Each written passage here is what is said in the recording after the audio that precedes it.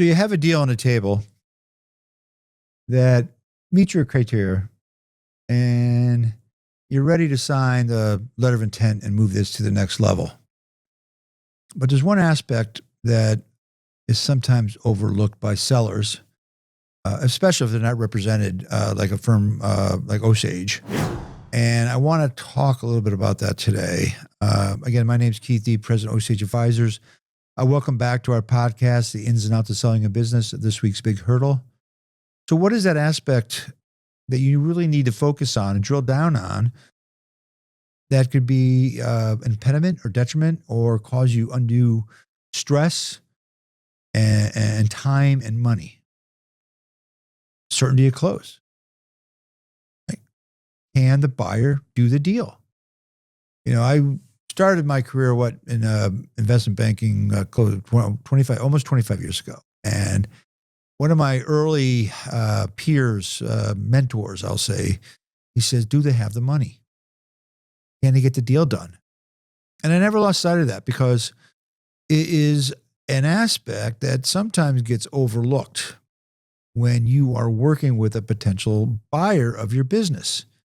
So how do you mitigate that risk? You can't eliminate it, but you can mitigate it because things happen, right? I mean, markets freeze, Great Recession, a COVID, you name it. Things happen out of your control that could cause a deal to be either delayed, canceled, or just terminated. So, you know, we have some tools in our toolkit that we work with sellers on to make sure that they have the capacity to close. If you're dealing with a very large public company, you can, look up their stock price and look at their market cap, and okay, it's pretty. And their financials are public information, so you can make a determination pretty quickly. Yeah, they can do the deal. But how about a large private company? Right? I mean, we're talking about $1 billion company, but it's not public, right? It's a private company. And they're making money. Supposedly, you don't know. You haven't seen their financials. They're private.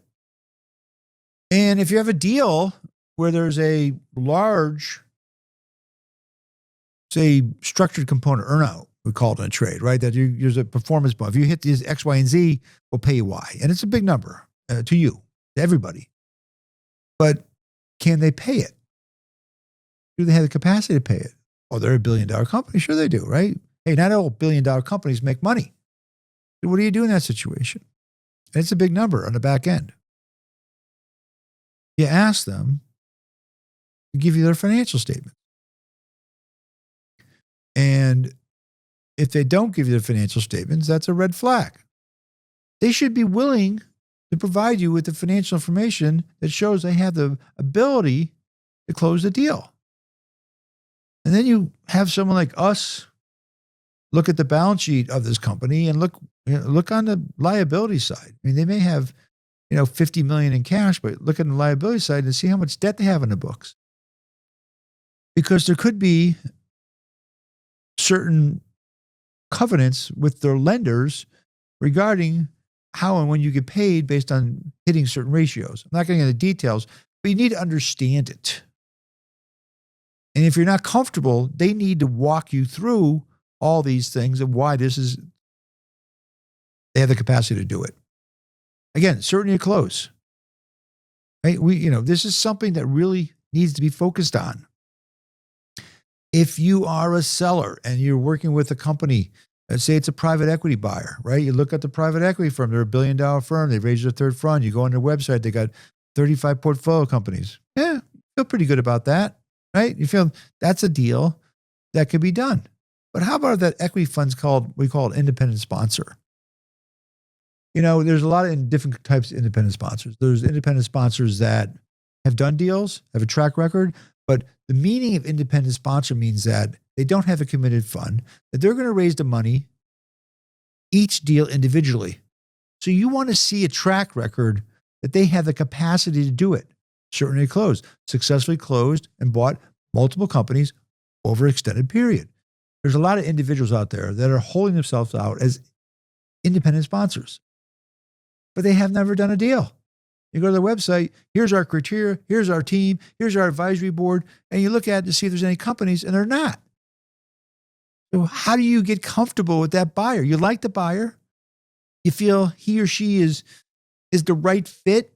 Their prior experience kind of aligns with what you've done in the past. So, you need to get some kind of comfort.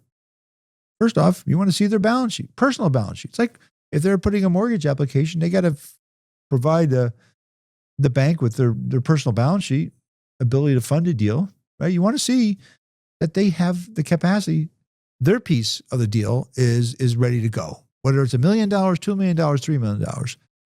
Secondly, you want to understand who their equity sources are, right? Because they're not bringing all the equity. They're going to raise the equity. That means they're going to bring in another private equity firm or family office that is going to partner with them to buy this business. So you want to understand who that is. And if they can't provide you with names of who they've already lined up to do the transaction with them, that should be a red flag. Because they got to go out and do a road show, take everything you worked with them on, and then sell somebody on to invest alongside them, which takes a lot of time. It doesn't happen overnight. So you got to be leery of that equity source. Make sure that you're comfortable. Like we recently had someone submit a couple of letters from the equity sources that we've done deal. We're committed to this deal. A support letter. We'll call it a support letter. And then, of course, you want the bank financing to be lined up as well. Or, we have a term sheet that based on everything we provided them that could go to a commitment letter based on due diligence, et cetera, et cetera. Okay. Not perfect, but going down the right path. Again, if they don't have that equity lined up, you got to be careful because it's going to drag things out. So how do you prepare? How do you mitigate some of that?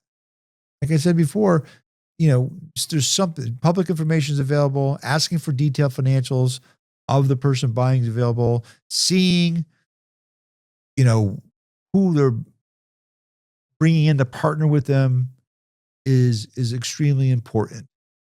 These are things that are really important when you certainty a close. And you don't want the deal to expire. You don't want to get too far down the line where you're expending a lot of resources, personal, meaning you're emotionally invested.